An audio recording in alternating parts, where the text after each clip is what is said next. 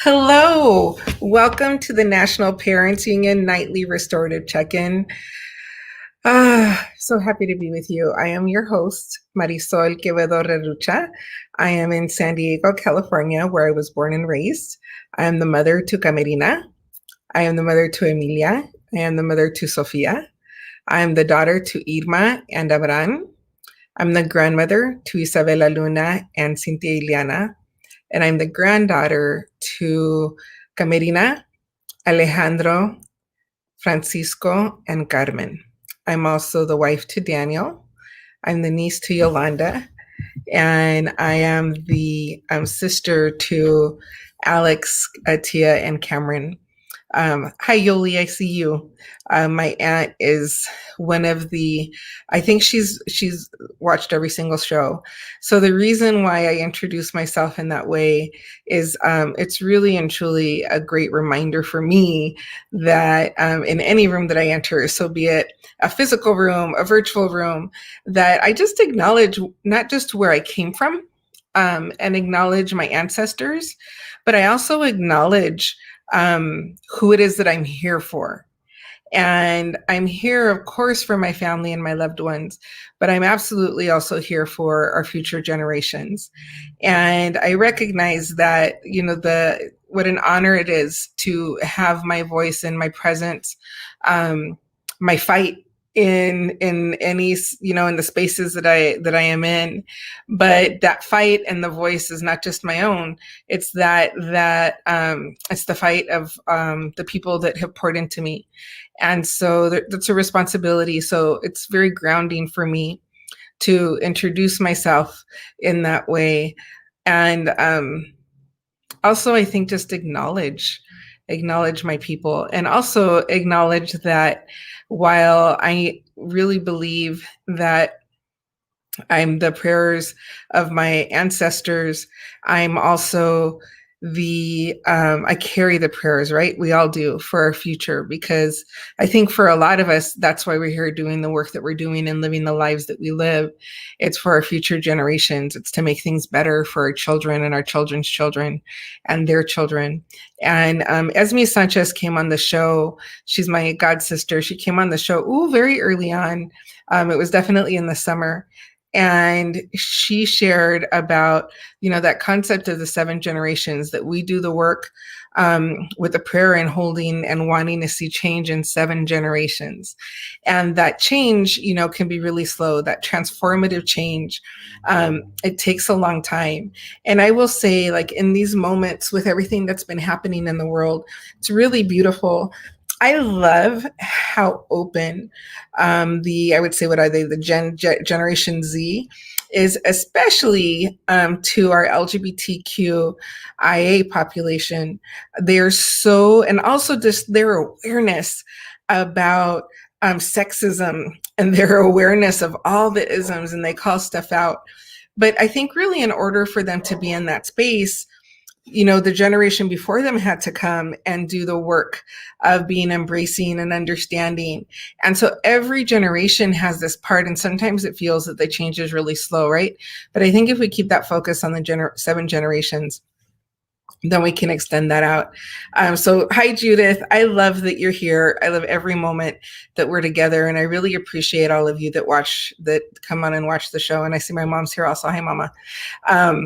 Okay, so let's go ahead and move into our breathing technique. So I know that I've said this before, but I've started using this technique, thanks to Dr. Anjali, when I'm transitioning in activities. So I'm not using it me personally, because I forget. I'm just like, I'm going. One of the techniques that I use to keep my day going is I use the alarm on my phone. So like tonight, before I got on the show, I got my calendar out and I put everything in for tomorrow. And so, but one of this breathing technique can help with a transition. But what I started doing I've started using this in different work that I lead. So I'm providing, St. Clair Adrian and I are providing a restorative community circle for school leaders. And we decided to do it because just like parents are overwhelmed, teachers are overwhelmed, school leaders are feeling really overwhelmed and feeling, that both of us, St. Clair and I, he's currently a middle school principal and I was a principal in elementary and high school. And, it's a space that can feel sometimes there's just a lot of responsibility for the safety and well-being of your staff and your kids, but also in the community and also of your own family. And in these times where there's so, many different platforms and so many things that are going on, our educators, our school leaders they're really feeling it. And so we just wanted to open the space for them. And so I started doing the breathing technique, and I'm telling you, it's such a grounding force. So I really recommend that you continue to practice the technique and to do it when you're going from one activity to another. And so let's go ahead. We're going to go from our day's activity of insanity, right? And then tuck into the show. So before we do that, I just want to do another piece, I think, of release. So I had the beautiful fortune of having Luna, our 4-year-old granddaughter, with us today. So my daughter's back at work and Luna is in preschool. So we, our family right now is all experiencing virtual learning. So we have Sophia, who is in 10th grade, and Sophia is in honors AP classes. She's going to be starting a class at the community college. She's in a performing arts school. She does her ballet virtually. And she's just she's very self-motivated. And so we don't really have to do a lot. Like, we provide the Wi-Fi, and every once in a while she'll come in and get some support with some of her classes, or we'll talk about things. But so I've never experienced, so Luna, this is her first experience in school. She's in preschool. And let me tell you, I felt for those teachers and the kids. There are 4 adults that are on the Zoom, and it looked, 15 preschoolers, 4-year-olds. And she just really needed to have me with her the whole time. And so my day got really thrown off. It was really beautiful being with her, was really hard. I'm going to tell you, I was really concerned because just for the potential of the learning loss, hearing the expectations, what they're doing in preschool, days of the week, writing their name, numbers. That's stuff that you used to do in kinder, which is stuff that you used to do in first grade. So anyway, I'm going from that day, and now we're going to transition to our show and to the conversation that we have with our guest, Natasha. So we're going to do our breathing technique. If you could please put your feet firmly on the floor. If you want to close your eyes. And we're going to do the 4-7-8 breathing technique. So we're going to inhale for 4 seconds, hold for 7, release for 8, and I will guide us. So we're going to do that 4 different times, okay? So we'll take a deep breath in and release, and inhale, 2, 3, 4, hold, 2, 3, 4, 5, 6, 7, release, 2, 3, 4, 5, 6, 7, 8. Inhale, 2, 3, 4, hold, 2, 3, 4, 5, 6, 7, release, 2, 3, 4, 5, 6, 7, 8. Inhale, 2, 3, 4, hold, 2, 3, 4, 5, 6, 7, release, 2, 3, 4, 5, 6, 7, 8. Inhale, 2, 3, 4, hold, 2, 3, 4, 5, 6, 7, release, 2, 3, 4, 5, 6, 7, 8. Okay, I hope I did that right. Even if I didn't, I just feel ready. I feel ready. So I just want to say hello. I see Tafshir. Hi, Tafshir.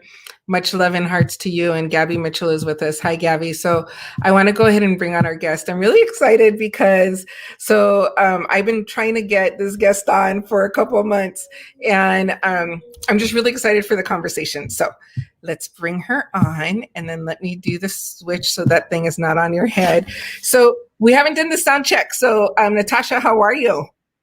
I'm good. Can you hear me? Yes, perfect. Beautiful. I am so grateful that you're with us. And Natasha, what I do is I have my guests come on and introduce themselves. So if you could please share with us anything that you would like about who you are, why you are, the work that you do, the people that you love, anything that you would like to share. Okay, well, for starters, my name is Natasha Hall-Chase. I'm a member of the Mandan Hinatsa and Arikara Nation. Also carry lineage of the Cree, the Assiniboine, the Lakota, Dakota, and like with a little hint of Navajo.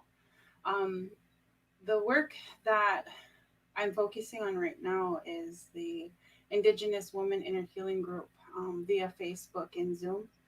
And what that is it's helping our women come together and heal together as one. A lot of traumas have happened to many of us, and it's open to all nations across, the United States, Canada. We have many that come when they need to. And it's going pretty good. We do meditations, we do energy exercises to help us through our healings, because sometimes our healings are really deep and they're heavy. So we all in this group we focus on each other and helping each other through those difficult times. So I am a mother, I am a wife, I'm a daughter. Um, I want to introduce that I come from many lines of my Rikara side, Hidatsa side, all of my tribes that I am part of. And it was in the deeper inner healings that I found that I was more than just what I was given on paper with my tribal identifications. Um, so I guess, I mean, it's right now I'm in a state where we're helping women now. Um, with what has come, all the knowledge that has come to help others, through their hard times. We all had experienced some of the same traumas, so and that's basically what we're focusing on. What Thank you. Thank you for your work, and thank you for who you are. When you talked about like you're more than what is on paper, what do you mean by that? What I mean by that is I'm I was introduced to more relatives outside of the tribes that I knew I was Mm, given by the federal government. gotcha. We're so much more than what we are on Yeah, paper. yeah. So Than what the government is telling you, right? Than what. yes, it's really eye opening. It's wow. You know what I love about that? We had a show on our show on Monday. We had two healers, two curanderos. And one of the things that we talked about on the show is that, like I love that they were so embracing and owning that they were curanderos, that they were healers. Um, but there's been this thing, I think, especially with people who, like myself, my ancestors, my grandparents all came from Mexico. And I really don't know, what the indigenous side of our blood is. Um, and I think, like those traditions, those ceremonies, we're very colonized, I will say. And someone who was watching, who is an African American woman, said she felt that same way, that disconnect from the practices of our ancestors and the natural practices, that medicine that we have. And she said she also really has seen it and felt it the further that they've gotten away from the South. And so I think what you're saying, like you're not just what it says on paper, is really powerful, because all of us have paper that defines us in some way, right? um, Mhm. and us being so much more than that. And I think being on the journey of really reconnecting to our ancestors and to our indigenous, like natural ancestral ways is really important. Mhm. Um, so, talk about what made you start the Indigenous Women's Inner Healing group. What was the call that you answered? In the beginning of when COVID became very well known in the country, I had gotten it. And at the same time as I was going through all of the effects and all of, the whole COVID itself, I was going through deep inner healings, deep, deep, where I had unlocked some doors of things that I forgot about that happened to me as a child. 4 days in, 4 days out of inner healing, deep, like the it's it was heavy. It was really heavy, and that's where I discovered, I was, part of a lot of traumas.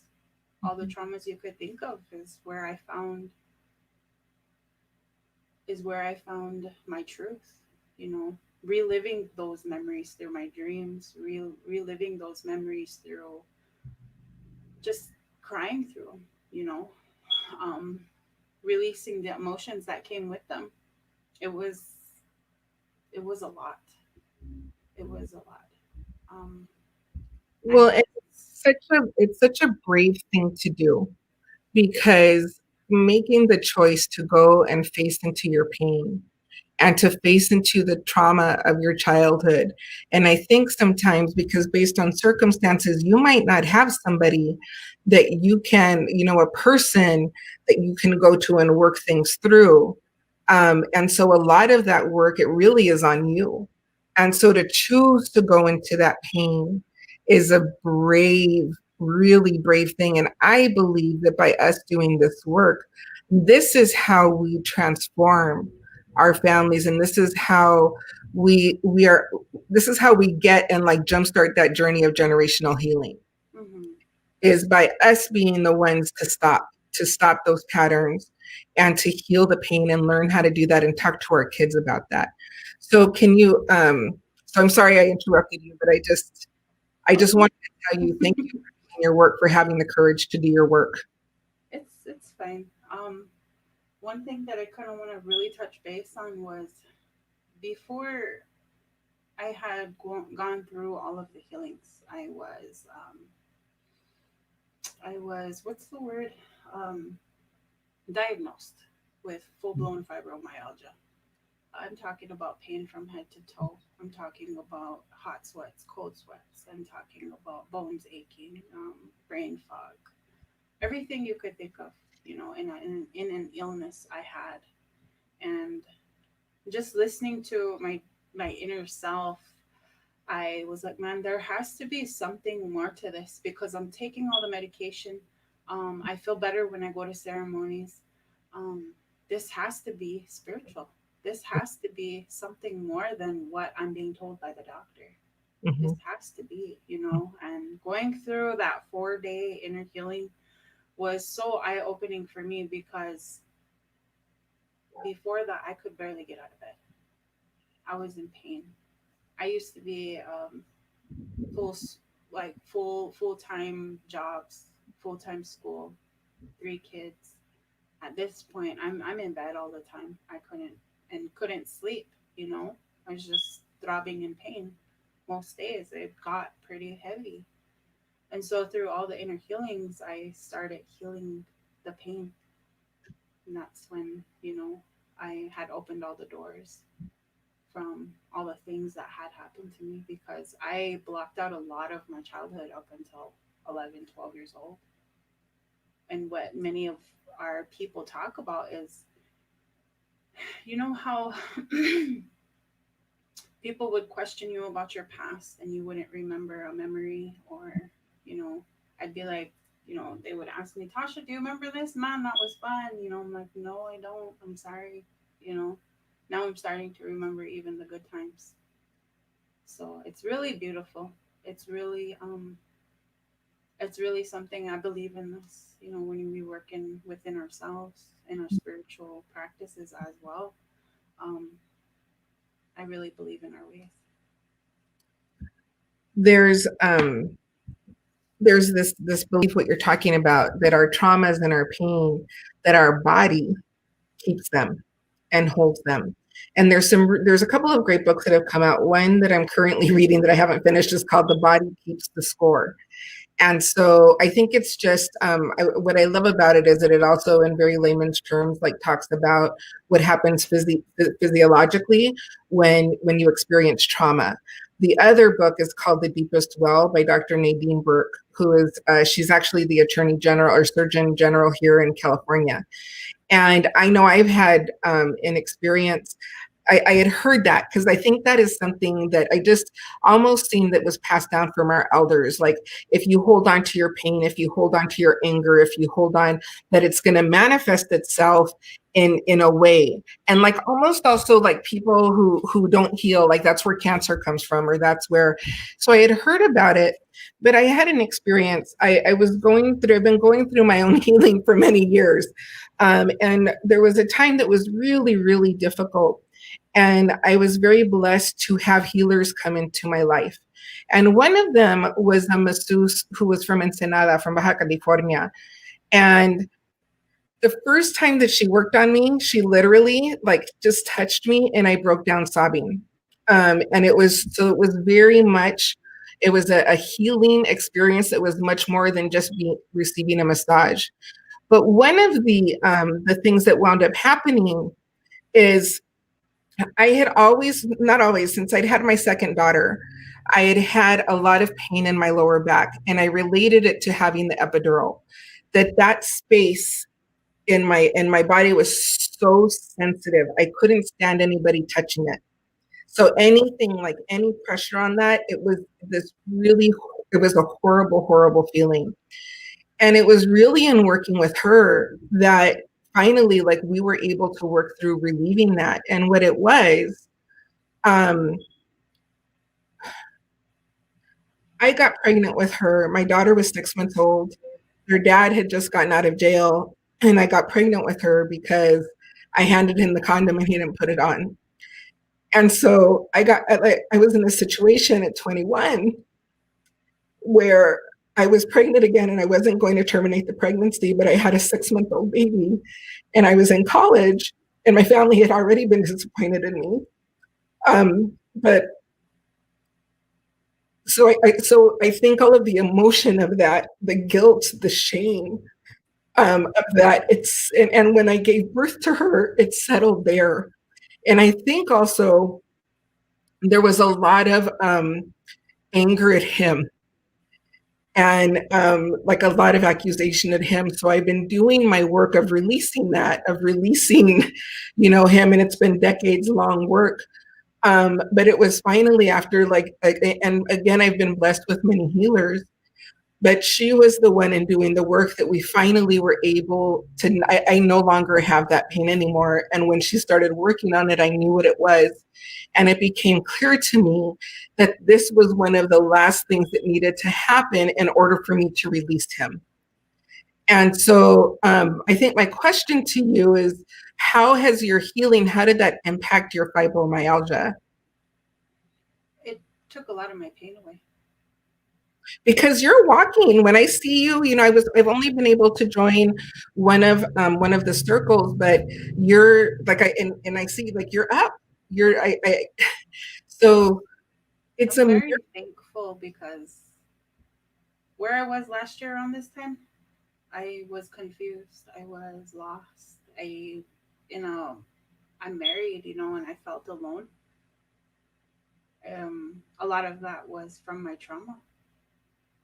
A lot of that was from being abandoned as a child. And I had to understand that every time I went through a healing, I had to call for it because I was tired of feeling the way I was feeling. I'm tired of being sick. I'm tired of being tired. I am tired of being sad all the time. I'm tired of waking up and feeling lost. Like, take me through it. I want to heal that part of me. I'm tired of feeling like this. I want to enjoy my life. I want to I want to enjoy my life with my children, and I still go through healings now with my children. Um, so I'm in a better place. I can exercise more. I can think clearly. I can feel energetically, like a clearer energy, and really understand the energy itself. So, how did that work that you did? When did that spark your work in creating the space for the Indigenous women's inner healing? What was After that? Okay, after the 4-day healing, I was like I said, I was feeling alone. I was like, man, I can't be the only one that's going through this. I was thinking about all these other women. I had pictures of other women that I knew of, that were going through some things. They were just going in my mind, and I was like, you know what? I just got brave one day, and I don't care what anybody thinks about me anymore. I don't care. Um, they need help too. Yeah. Everybody's at home having to go through these things. Some don't understand what's going on, because mentally, if we don't understand our trauma, that can bother us. That can bother our bodies, and we won't even know what's going on with us. And so that's the main reason why that group was created. And so, just for people, because I know that there are going to be people that are interested, and I think this is something that I know has come up. So, you said like all tribes. So, as far as the tribes in the opening, so like I was doing this work with this really beautiful Indigenous Women's Collective in Arizona called Tiwapatli that Dr. Anjali is a part of. But I was telling my comadre who's African American about it, and she was feeling like, no, like that's not my space.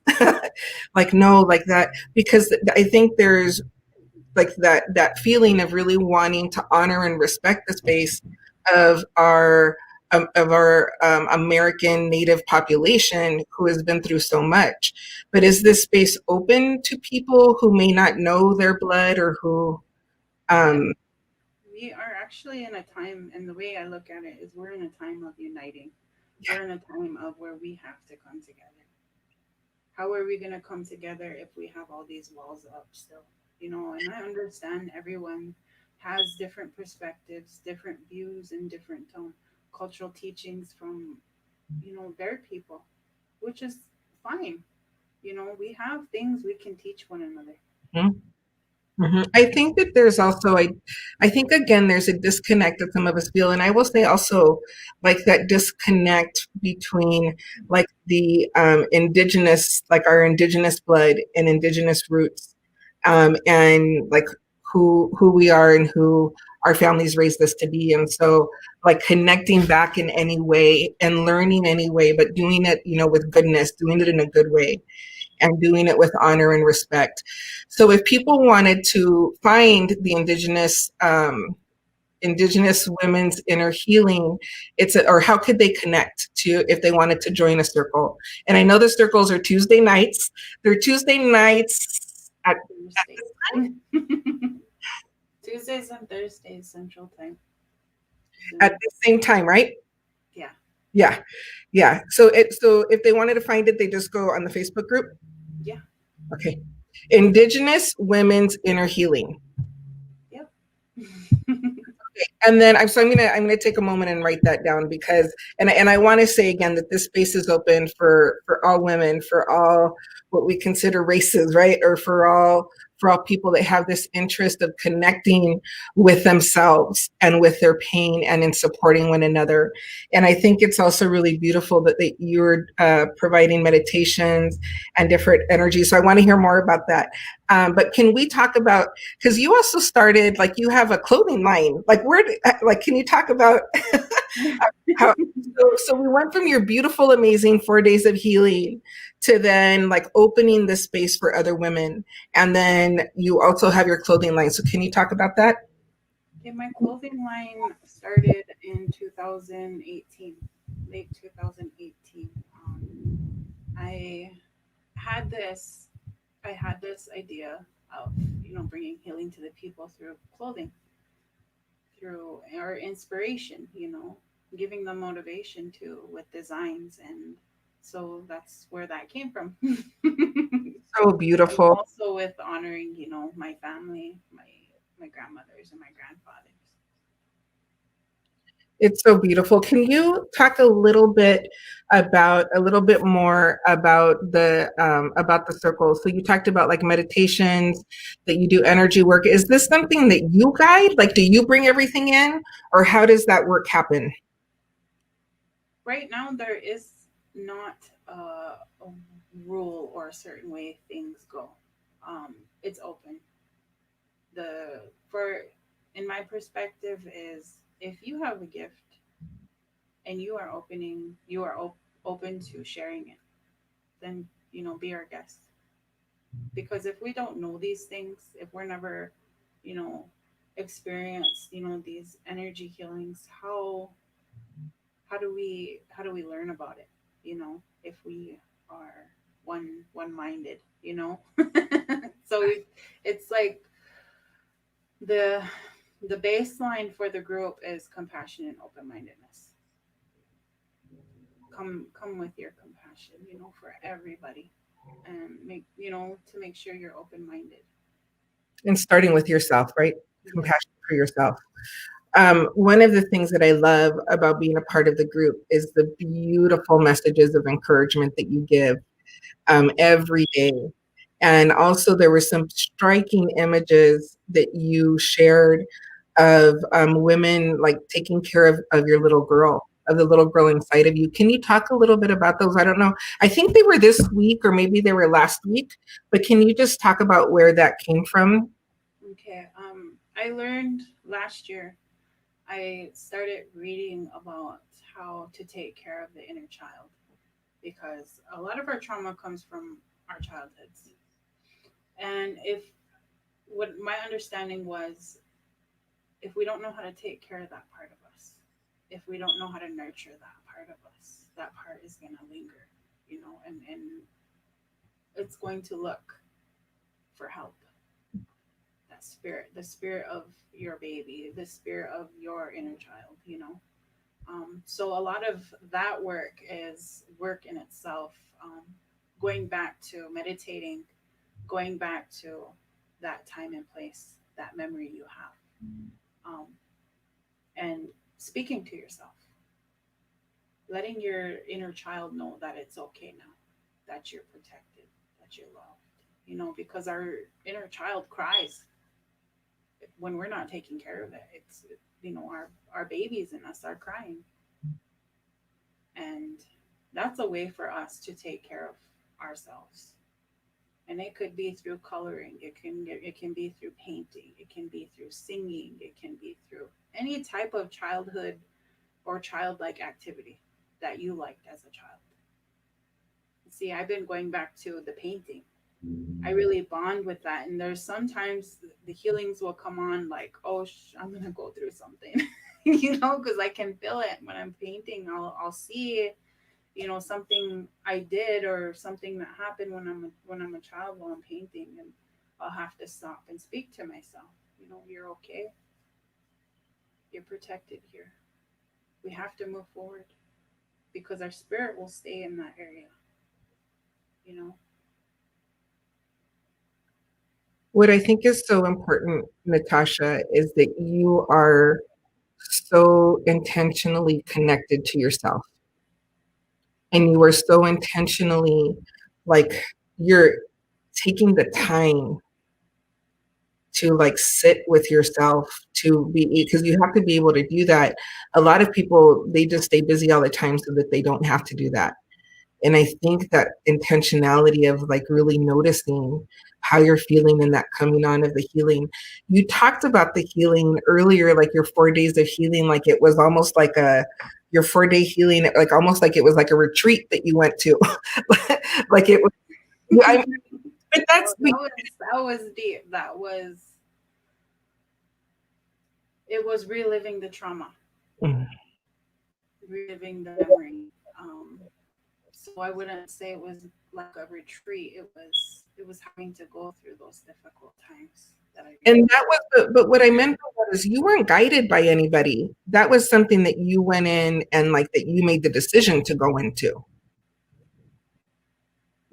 And so I want to just take that apart a little bit for people, because I think it's something that could be really helpful to others, is that process of it. And one of the things that you said is like going in and like being intentional. How did you go in and pull up those memories? And how did you know it was time to do that? I had heard about trauma for the past few years. Trauma this, trauma causes that, and I never really looked into it until I start going through those inner feelings.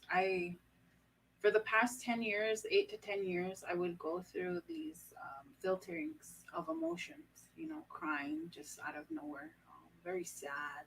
And I would stop whatever I was doing and I would let it, let it run its course because I knew, I couldn't hold it in anymore. And then I started to question myself, like, why is this happening? Why do I feel like this? Am I picking up on other people, or is this my healing? Or so it's just the inner healings now are still, with the emotion, more of the crying, letting go, letting go. If we don't speak to our body in letting the memory go, our body will hold on to it. And it's almost like a, what can I say, like a security technique your body does, because we have to speak to our bodies. If our body doesn't know, it's not going to release those memories. My memories came in the form of my dreams. And how I was able to tell was I would look down in my dream, and I would be in like an outfit that I liked as a child, or like my favorite toy, or something was around, so I knew it was, my childhood time.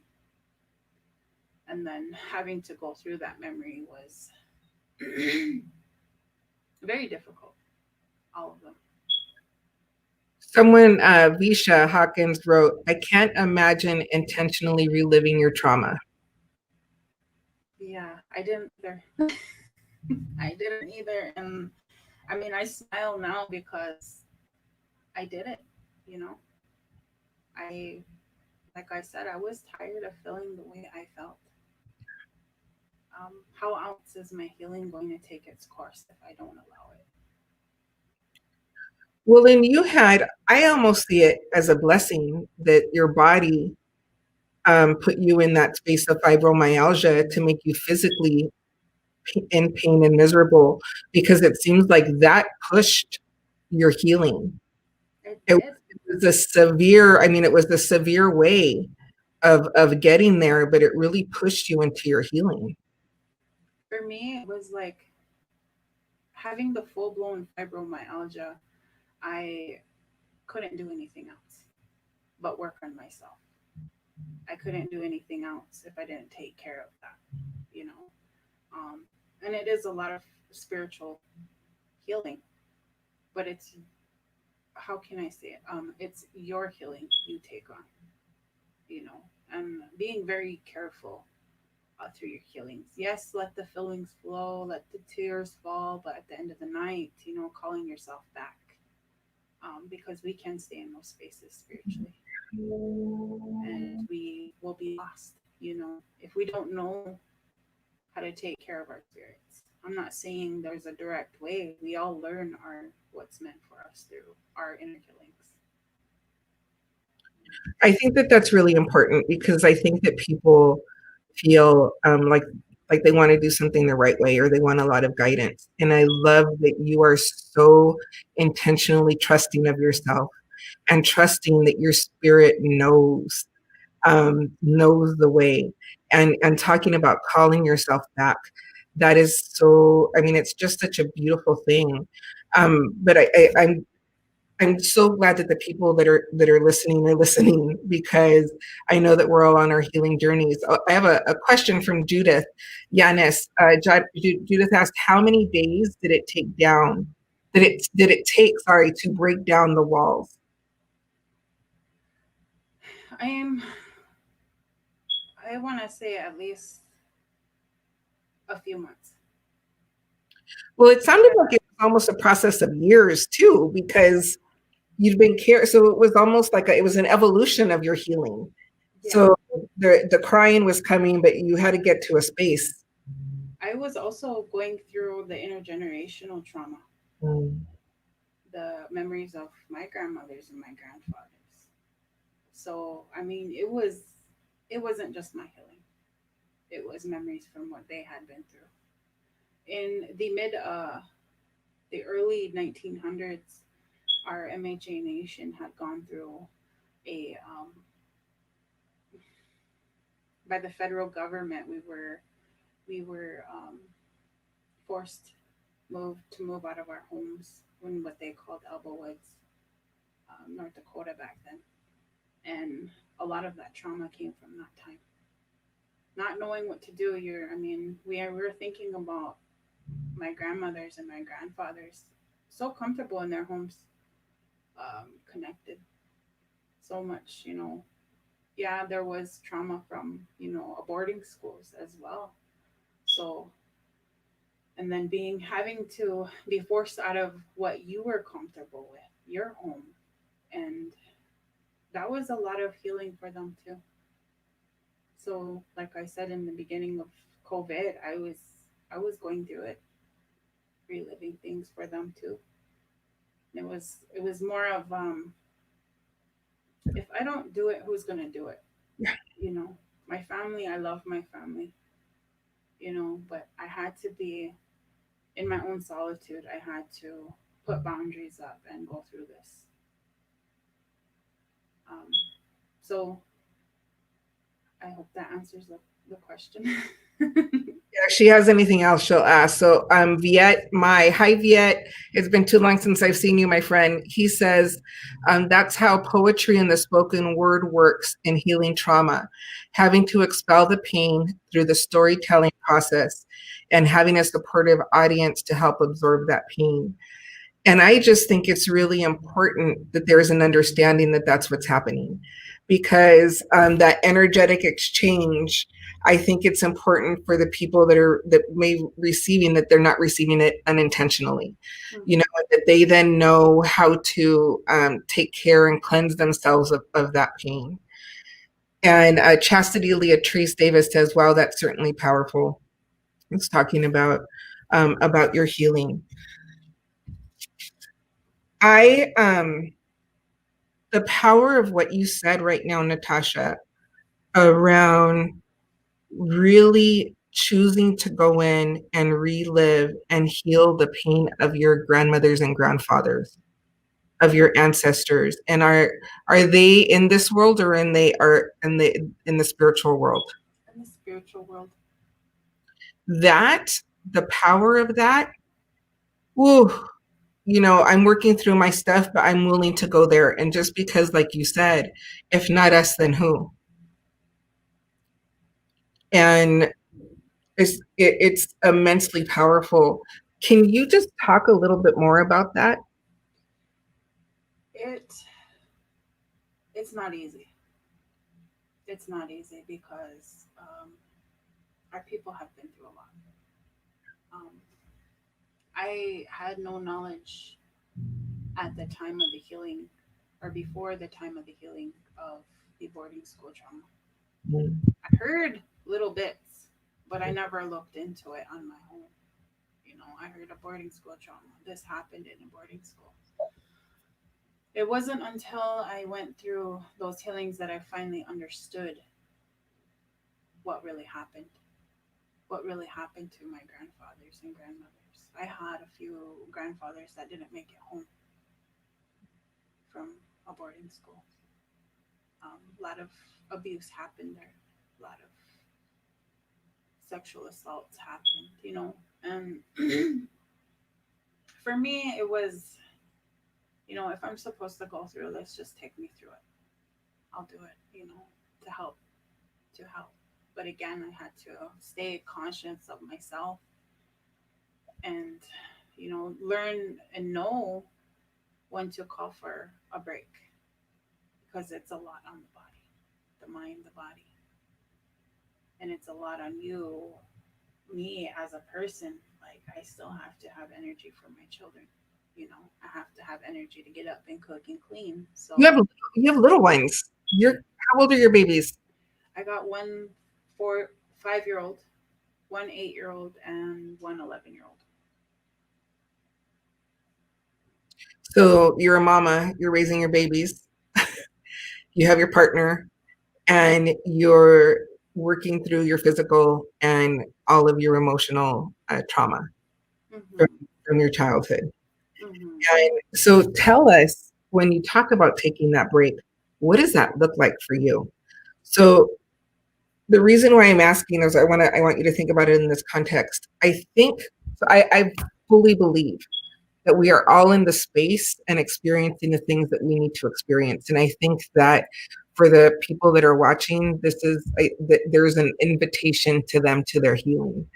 And I think in that invitation, though, I think the response could be a little bit of fear. Um, and like the desire is there. So I think as you answer that, how do you take care of yourself and know when to take care of yourself, if you could keep that in mind? When we go through these deep inner healings, our minds get tested, our bodies get tested. Just like I said, having to call for, I pray for a break. If it's getting to be too much, okay, I need a break, and it'll show back up where it left off.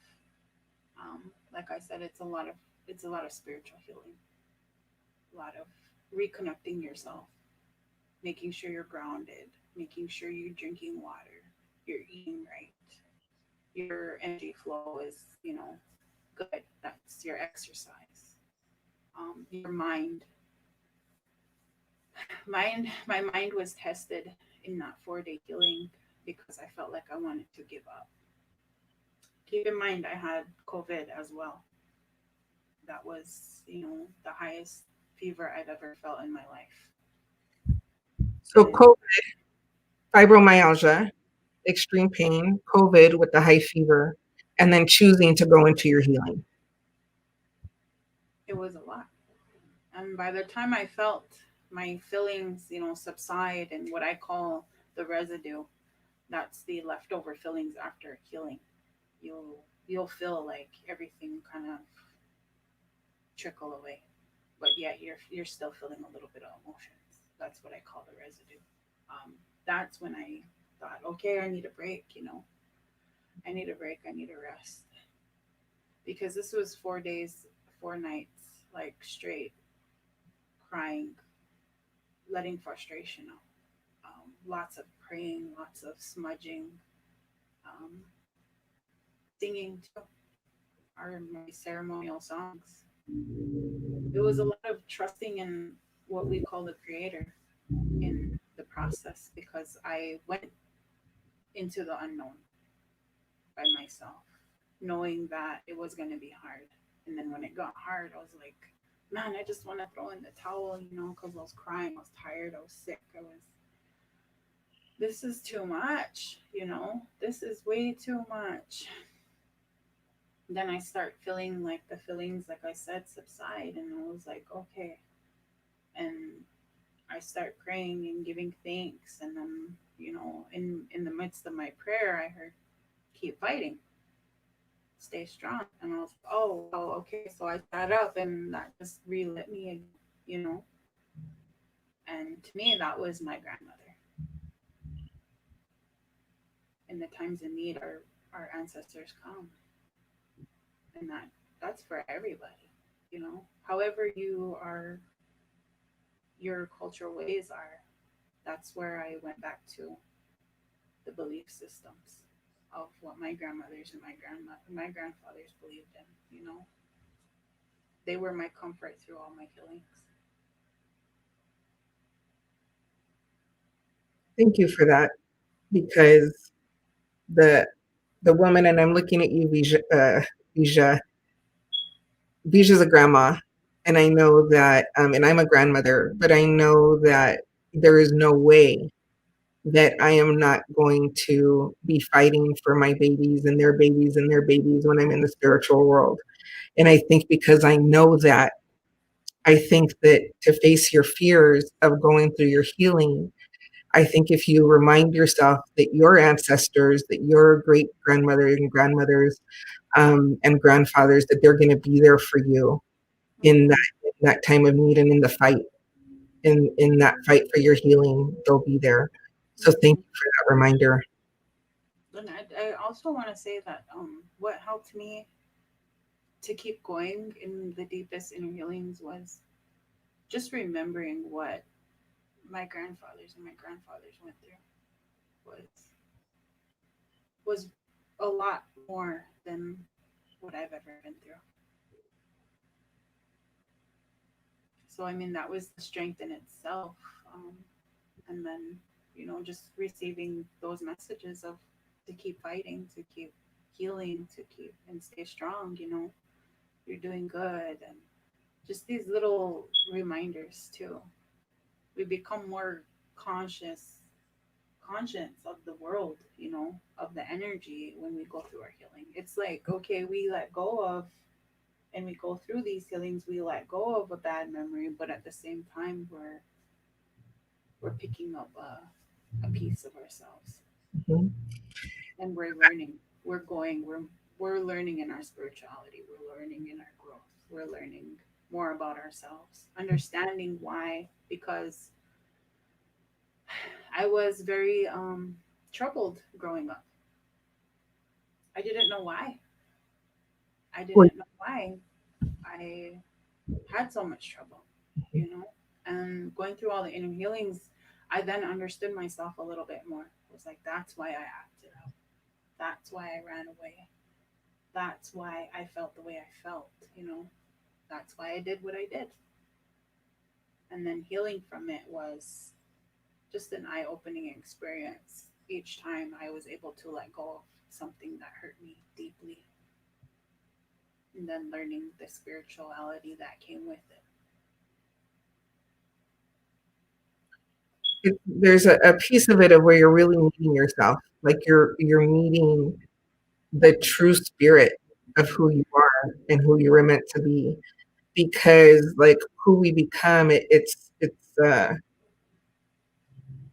or who we think we become. It's a part of that is the pain, it's the trauma, it's the things that we're told, it's the things, the negative things that were told to us about ourselves that we believed.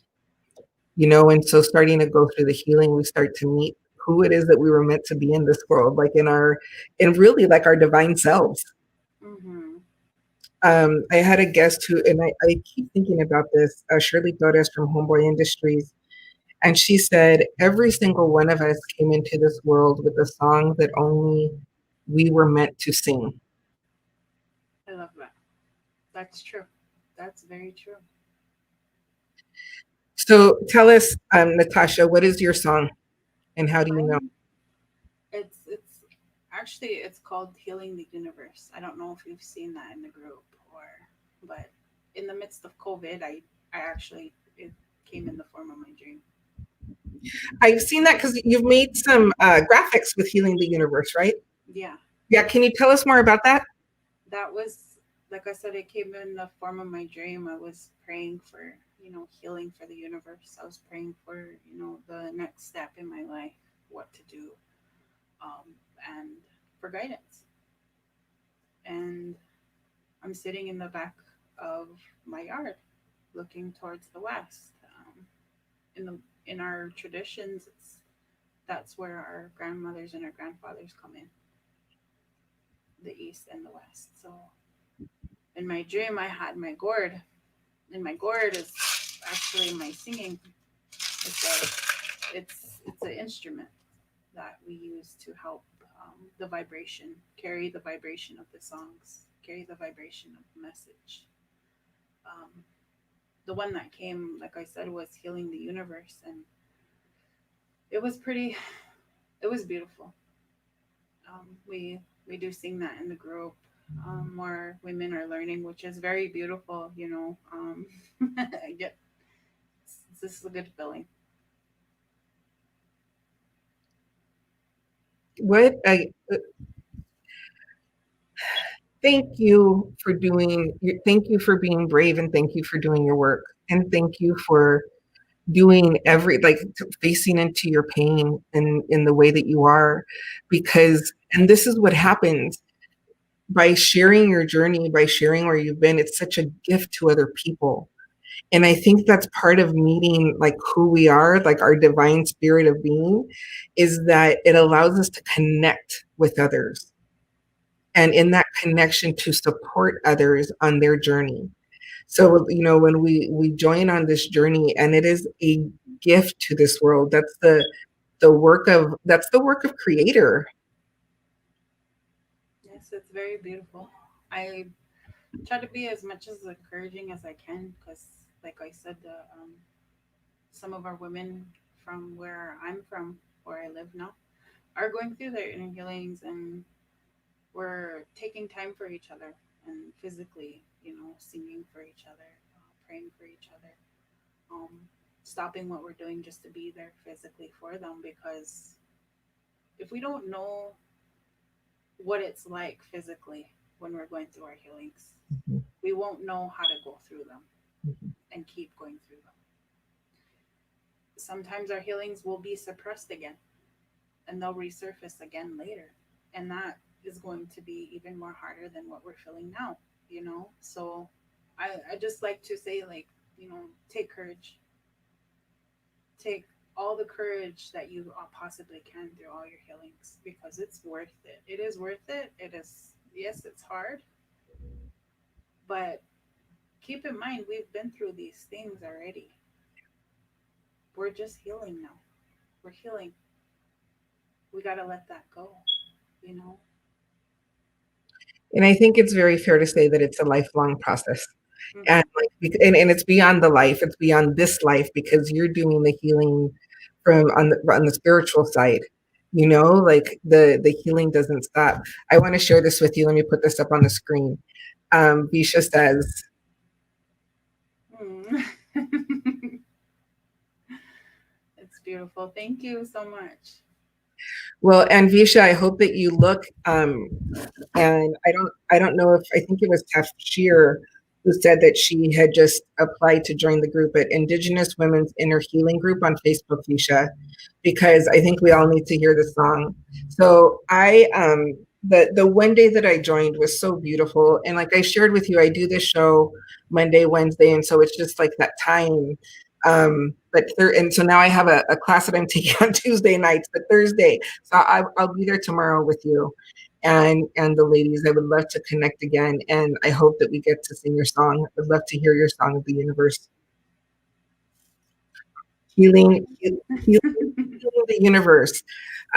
Before we go, Natasha, are there any words or is there anything else that you feel um, that you need to speak or say? I feel like the most important thing to say is learning how to connect with yourself, learning how to go within, trying a lot of techniques, because what doesn't work for us could work for somebody else, and there's so much power in that. When we're connected to our spirit, we allow our spirit to heal. We allow our bodies to heal. We allow our minds to heal. Um, so, I mean, it could be as simple as saying a prayer for connection. It could be, I know sometimes we make things difficult with our human mind. Yeah, And it could be yeah, as simple as saying, I am connected, you know. We don't know that. How do we go about that? One of the things that I learned is we do carry energies. Sometimes through our inner healings, like I said, you learn more the spiritual part of you. Um, a lot of new can come in through your crown, a lot of new energy, a lot of mhm, new things to be learned through yourself, through Creator, um, and just actually opening up your crown to Creator, just that way. It's that easy. If we don't know that, our energy can sit and it can sit and cause, like what I went through, and my experience was it created headaches because I didn't know I had all this new energy coming in, and it sat in my shoulders. So then I was like, well, I was telling a lady, she's also into her spiritual ways as well, different tribe. And she said, you know what, girl, you gotta stretch. And I was like, what? You know, I do that every day. No, you need to sit in middle of the you need to sit in the middle of the floor and stretch every part of you. She said, because there's blockages. When you stretch, you open those blockages up. This is your work you can do. You don't have to worry about somebody else, you know, because I know there's a lot of fear with the spirituality too, of someone else working on you. Yeah. So this is like your own work. So that made me trust it a little bit more. She said, you know what, just sit there. You could just go like this, and you'll find it. You'll find out. And it might not happen right away, but it'll happen. When it does, you'll know. I think what's important of what you're saying, it's the connecting. Mm-hmm. It's connecting. Yeah. And asking Creator, asking God, asking the universe, asking whatever that belief is for you. That if it's Jesus or whatever that belief is, like asking for the support, and also reaching out to the ancestors. So Natasha, I cannot believe our time is done, and I know. So I know that, you know, the time that we had scheduled before didn't happen for a reason, because everyone that was listening tonight, I don't think that they would have been listening when we were scheduled back in August for some reason. And I think people that were listening today, they needed you. And I'm looking forward. I really hope that they do reach out and join your inner women, Indigenous Women's Inner Healing Circle. And I just thank you so much for who you are. And I'm going to be inviting you to come back. I'm gonna get you now so that I can lock your time down, and I will see you tomorrow night. Okay, we'll see you. I hope you all have a good night, and I hope you all received what you were looking for, some knowledge. And just take courage. Take courage. It's not. We get to a certain point in our healing where we realize that it's not about us anymore, individually. Yeah. Much love to you all. I hope you have a good night, and thank you for having me. We'll see you, Marisol. Thank you. And for everybody else, make sure to join Dr. Anjali's show on Friday. You know what? I think I'm her guest. I think it's this Friday. So I'll see me and Dr. Anjali on Friday. I'm going to be talking about, she asked me to come on and talk about the book. So the book isn't coming out until January, but she wanted to talk about the process. So tune in. I love being with her. So it'll be a great conversation. And I will see you tomorrow night. Anyone else who wants to join Indigenous Women's Inner Healing Circle, it's a group on Facebook. Please make sure you go on. And have a beautiful night. Know that you are loved and cared for. Good night, everybody.